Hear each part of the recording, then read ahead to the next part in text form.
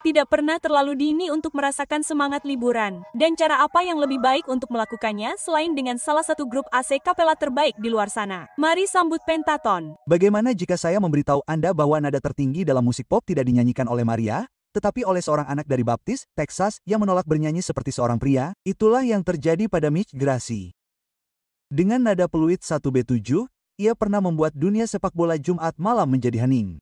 Namun di balik kejayaan nada itu terdapat dunia pengkhianatan rekaman yang epik, alter ego solo tersembunyi bernama Meser, dan perjuangan untuk menjaga Pentatonix tetap hidup sambil memperjuangkan suara yang menolak untuk diturunkan hanya untuk menyesuaikan diri dengan merek tersebut. Saatnya memberitahu Anda segala hal tentang Pentatonix dan bagaimana Mitch Grassi hampir kehilangan segalanya. Sebelum Pentatonix menjadi merek global, itu adalah 3 anak Texas dengan mimpi dan tenggat waktu.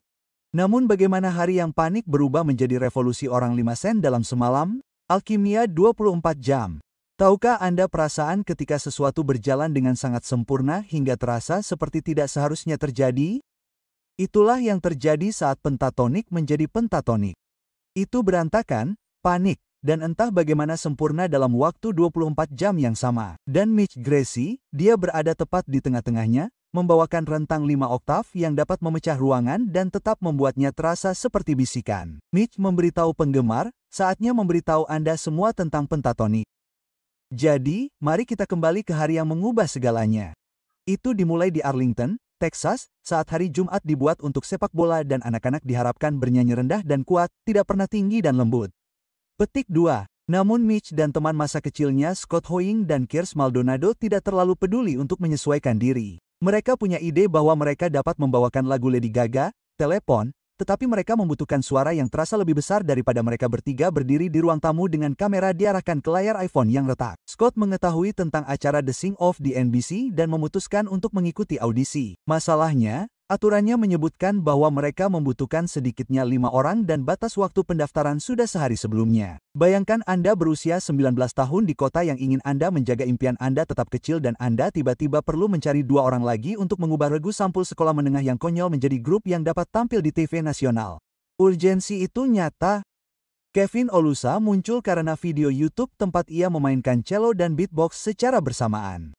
Klip yang terasa seperti berasal dari planet lain untuk 3 anak yang hampir tidak punya uang bensin untuk pergi ke latihan. Abby Kaplan, pemain bass, muncul karena mereka membutuhkan seseorang yang dapat menghentakkan lantai dengan suaranya sementara Mitch melayang di awan dengan nada tingginya. Itu bukanlah musim panas ajaib yang panjang untuk menjalin ikatan dan persiapan. Itu hanya 1 hari, beberapa panggilan, dan pilihan untuk melakukannya. Anda hampir dapat membayangkan adegannya. Scott mondar-mandir di kamar tidur. Kirsten mencoba mengatur lembaran musik. Mitch berlatih nada siulan yang membuat anjing tetangga mulai melolong. Kevin dan Abby masuk dengan waktu yang hampir tidak cukup untuk menyapa sebelum menekan tombol rekam. Mereka tidak saling mengenal, mereka tidak tahu bagaimana jadinya nanti. Mereka hanya tahu sekarang atau tidak sama sekali. Kekacauan di menit-menit terakhir itu entah bagaimana menjadi perekat yang menyatukan suara mereka. Dan itu mengubah apa yang seharusnya menjadi audisi yang goyah dan tidak sempurna, menjadi sesuatu yang terasa mentah dan hidup. Apakah kecocokan di menit-menit terakhir mereka? Alasan sebenarnya Epic Records mengontrak mereka begitu cepat,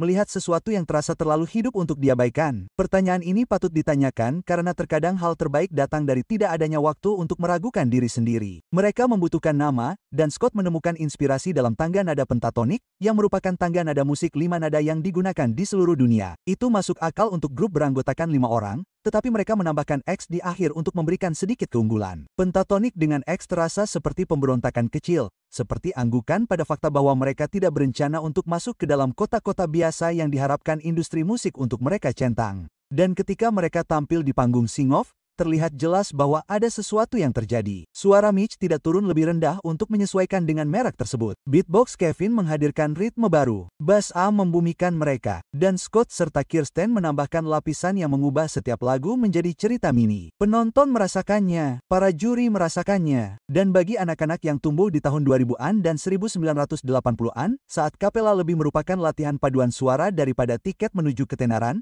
melihat pentatonik di TV nasional terasa seperti menonton kesalahan sistem. Namun, dengan cara terbaik, mereka memenangkan Sing Off, dan untuk sesaat, rasanya bagian yang sulit telah berakhir. Namun, kemenangan hanyalah permulaan. Bayangkan berpikir Anda telah berhasil, mengira bahwa semuanya akan berjalan lancar, hanya untuk mendapati Epic Records, label yang seharusnya membantu Anda meluncurkan, mencampakkan Anda hanya 3 minggu kemudian. Rasanya seperti pukulan telak bagi sebuah grup yang baru saja mulai percaya bahwa mereka dapat menembus pasar. Mitch berdiri di sana dengan suara yang dapat menggema di seluruh stadion, bertanya-tanya apakah semua itu akan hilang. Namun sebelum kita membahas patah hati itu, saya ingin tahu pendapat Anda. Pernahkah Anda meraih kemenangan di menit-menit terakhir? Kemenangan yang terjadi karena Anda tidak punya waktu untuk berpikir berlebihan dan ternyata itu adalah hal terbaik yang bisa terjadi. Memenangkan Sing-Off merupakan hal yang besar bagi mereka. Ya, tetapi mengapa Epic mencampakkan mereka 3 minggu kemudian? Dan bagaimana Pentatonix bangkit kembali tanpa label dengan menggunakan satu-satunya alat yang mereka miliki di platform YouTube? Anda tahu momen ketika Anda pikir Anda telah berhasil dan semua yang Anda perjuangkan akhirnya menjadi kenyataan? Disitulah Pentatonix berdiri. Baru saja keluar dari kegembiraan kemenangan Sing-Off, hadiah uang tunai di tangan, keluarga bersorak di rumah di Texas, dan seluruh internet menunggu untuk melihat apa yang akan mereka lakukan selanjutnya. Rasanya seperti dunia telah terbuka lebar untuk mereka. Mereka menang, dan mereka seharusnya mendapatkan debut label besar. Inilah momen ketika Mitch Grassi akhirnya bisa menunjukkan kepada dunia kekuatan suara yang menolak untuk merendahkan suaranya hanya untuk diterima. Namun, 3 minggu kemudian, semuanya berakhir. Epic Records, label yang seharusnya meluncurkan mereka, mencopot Pentatonix bahkan sebelum mereka merekam satu album pun. Tidak ada waktu di studio, tidak ada kesepakatan radio, hanya email sopan dan panggilan telepon yang membuat mereka lepas bahkan sebelum mereka sempat menarik napas. Anda hampir bisa melihatnya. Mitch duduk bersama Scott dan Kirsten, menyegarkan kotak masuk mereka, menunggu lembar panggilan itu, memberitahu mereka apa yang harus direkam, acara apa yang akan mereka bintangi, dan panggung mana yang akhirnya akan mereka datangi sebagai profesional. Sebaliknya, mereka hanya mendapat kesunyian, dan rasanya seperti mimpi itu berakhir bahkan sebelum dimulai. Anda mungkin bertanya-tanya, mengapa sebuah label meninggalkan juara TV yang baru saja mencuat dengan penonton tetap dan momen viral di belakang mereka? Industri ini sedang berubah, dan Capella bukanlah taruhan yang ingin dipertaruhkan Epic dengan uang sungguhan. A Cappella masih dianggap sebagai hal baru, sesuatu yang bisa Anda saksikan di halaman kampus atau di acara spesial Natal, bukan sesuatu yang bisa Anda lihat menduduki puncak tangga lagu atau tiket tur yang terjual habis. Dan Pentatonix, mereka adalah 5 anak muda tanpa band, label, atau jalan ke depan apapun kecuali jalan yang ingin mereka buat sendiri. Mitch Grassi memberitahu penggemar, saatnya memberitahu Anda semua tentang Pentatonix. Dan inilah yang tidak diketahui kebanyakan orang tentang momen ini. Kemenangan tidak mendefinisikan mereka. Itu adalah kekalahan. Mereka punya pilihan. Mereka bisa pergi, kembali ke perguruan tinggi, menjalani kehidupan normal, atau mereka bisa melakukan hal paling menakutkan yang bisa dibayangkan di awal tahun 2000-an ketika YouTube masih menjadi tempat untuk video kucing dan vlog beresolusi rendah yang direkam dengan webcam yang retak. Mereka bisa mencoba membuat sesuatu sendiri. Dan itulah yang mereka lakukan. Scott, Kirsten, Mitch, Avi, dan Kevin menarik hadiah uang tunai Sing-Off mereka dan memutuskan untuk merekam video mereka sendiri. Tidak ada label yang membimbing mereka, tidak ada studio mewah, hanya kamera, dinding putih, dan visi. Video pertama mereka mentah dan disederhanakan dengan harmoni dan aransemen yang ketat yang terasa lebih besar daripada yang seharusnya terdengar oleh 5 suara manapun. Nada tinggi Mitch terdengar tanpa filter, tanpa ada eksekutif label yang menyuruhnya bernyanyi lebih rendah agar ramah radio. Dan beatboxing Kevin memberinya ritme yang terasa hidup. Dalam beberapa minggu, jumlah pelanggan mulai meningkat. Beberapa ratus, lalu beberapa ribu, dan kemudian beberapa ratus ribu. Salah satu momen viral pertama mereka datang dari cover seseorang yang pernah saya kenal. Itu meledak, menarik perhatian pemirsa yang belum pernah mendengar a cappella seperti ini sebelumnya. Mereka tidak hanya menyelaraskannya. Mereka menata ulang lagu-lagu pop dan memberinya kompleksitas berlapis yang terasa sinematik, hampir seperti Anda mendengarkan lagu lagi untuk pertama kalinya. YouTube menjadi panggung mereka dan mereka belajar mengedit, memfilmkan, merekam, dan memposting dengan jenis disiplin yang tidak Anda pelajari di kantor label. Mitch, yang pernah bertanya-tanya apakah dunia akan menerima suara laki-laki yang mampu mencapai nada-nada yang hanya diimpikan oleh kebanyakan penyanyi, mendapati bahwa ada penonton yang haus akan hal itu. Pertumbuhan awal saluran tersebut bukanlah suatu kebetulan. Itu adalah tanda bahwa dunia sedang berubah, dan Pentatonix siap untuk mengikuti gelombang itu. Gelembung teks yang dramatis akan muncul di sini. Apa yang akan kita posting selanjutnya? Apakah kita punya cukup uang untuk disewa bulan ini? Apakah Anda melihat jumlah pelanggan baru hari ini? Karena ini bukanlah peluncuran yang dipoles oleh label besar. Itu adalah 5 artis muda yang bekerja dari apartemen, mengedit hingga matahari terbit, mengunggah video, dan menyegarkan halaman untuk menyaksikan penayangan meningkat secara langsung sambil belajar. Mereka membuat aransemen, syuting, mengedit, dan memposting. Mengulangi proses itu berulang-ulang, minggu demi minggu, menolak untuk membiarkan penolakan label menjadi kata akhir dalam cerita mereka. Perjudian Pentatonix membuahkan hasil. Saluran YouTube mereka tumbuh menjadi lebih dari 5 juta pelanggan bahkan sebelum mereka mendapatkan Grammy pertama mereka. Video mereka menarik jutaan penayangan dan penggemar mereka menjadi tim pemasaran.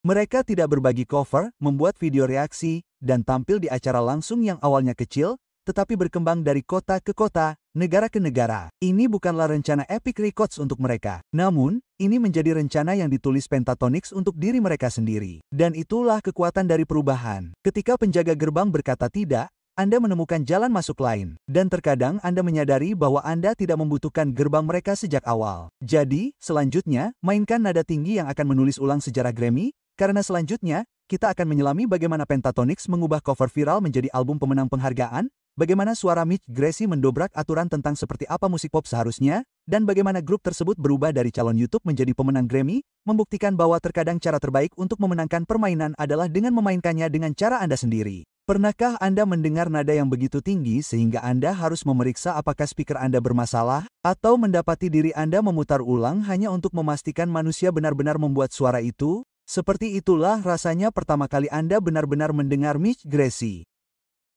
Karena sementara dunia sibuk melabeli Pentatonix sebagai grup AC Capella dari TV, Mitch diam-diam melanggar aturan vokal pop satu nada siulan pada satu waktu. Dan Mitch memberitahu penggemar, saatnya memberitahu Anda semua tentang Pentatonix. Jadi, mari kita bicara tentang suara yang mengubah Capella dari gimmick panggung samping menjadi revolusi pemuncak tangga lagu. Suara Mitch tidak hanya tinggi, tetapi juga sangat tinggi. Terdokumentasikan mencapai dari F tanda pagar 2 hingga AB7. Rentang suaranya mencakup 5 oktav, yang menempatkannya di antara yang langka. Setara dengan nada siulan Mariah Carey dan sabuk operatik Freddie Mercury. Anda dapat membayangkan alunan piano di layar di sini. Setiap nada menyala saat Mitch naik lebih tinggi dan lebih tinggi, diakhiri dengan EP7 yang terasa lebih seperti kaca pecah daripada suara yang Anda harapkan dari seorang pria yang tumbuh di dunia Texas yang mengatakan kepadanya bahwa anak laki-laki seharusnya bernyanyi rendah. Dan inilah hal yang tidak disadari kebanyakan orang. Mitch tidak hanya memainkan nada-nada itu untuk pertunjukan. Ia mengubahnya menjadi senjata yang memicu kebangkitan Pentatonix ke arus utama. Medley punk mereka yang konyol menarik lebih dari 324 juta penayangan dengan Mitch yang memadukan harmoni yang sangat tinggi yang mengangkat lagu tersebut dari sebuah cover menjadi tontonan sonik. Video itu sendiri membantu Pentatonix memenangkan Grammy pertama mereka untuk aransemen terbaik, instrumental, atau a cappella pada tahun 2015. Lalu ada tarian Pri Plumbula, penampilan pemenang Grammy lainnya di mana peluit Mitch berpadu dengan beatboxing Kevin dengan cara yang terasa seperti menonton pertunjukan tali tinggi kecuali talinya tidak terlihat dan jatuhnya adalah nada yang terlewat yang tidak pernah Anda dengar. Dan jika Anda ingin melihat bagaimana suara itu bertahan melawan para legenda, Anda hanya perlu melihat kolaborasi mereka dengan Dolly Parton di Jolene.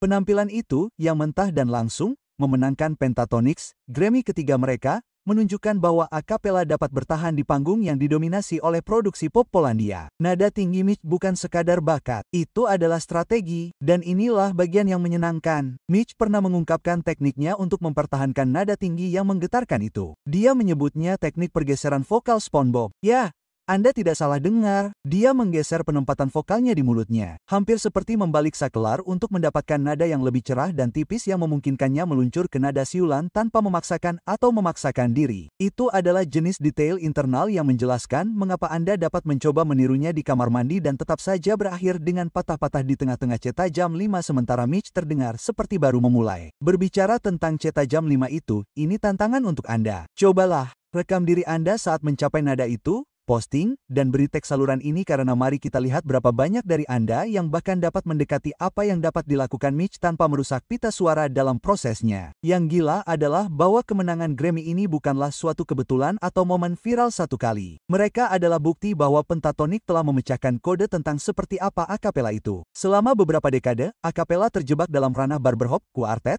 atau grup kampus, sesuatu yang biasa Anda dengar selama acara kampus di tahun 1980-an. Namun ketika Mitch memadukan nada-nada tinggi itu dengan perkusi Kevin dan bass A, itu bukan sekadar pertunjukan biasa. Itu adalah kalibrasi ulang tentang apa yang dapat dilakukan suara manusia, bagaimana ia dapat berbaur, berbenturan, dan membangun ketegangan tanpa memerlukan satu instrumen pun untuk mendukungnya. Video-video mereka di YouTube yang direkam di lorong-lorong dan ruang tamu serta di dinding-dinding kosong menjadi label rekaman mereka. Setiap unggahan adalah rilisan dan setiap rilisan adalah uji coba. Apakah orang-orang akan mendengarkan aransemen evolusi musik yang berlangsung selama berabad-abad dalam satu video? Lebih dari 100 juta penayangan kemudian, jawabannya jelas. Dan suara Mitch adalah benang merah yang menyatukan eksperimen-eksperimen ini. Kontratenornya bukanlah tipu muslihat. Itu adalah tulang punggung suara grup. Itu memungkinkan Pentatonix mengambil risiko, mengcover lagu-lagu yang tidak pernah Anda duga akan dimainkan secara akapela dan menarik perhatian penonton yang bahkan tidak tahu bahwa mereka ingin mendengar grup tanpa instrumen mendominasi cover pop. Ketika mereka berdiri di panggung Grammy untuk menerima penghargaan tersebut, itu bukan hanya untuk Pentatonix. Itu untuk setiap anak yang tumbuh dengan disuruh bernyanyi lebih rendah, terdengar lebih normal, dan menyesuaikan diri. Nada tinggi Mitch Grassi menjadi pernyataan, pengingat bahwa suara tidak harus mengikuti aturan. Dan terkadang melanggarnya justru membuat Anda diperhatikan.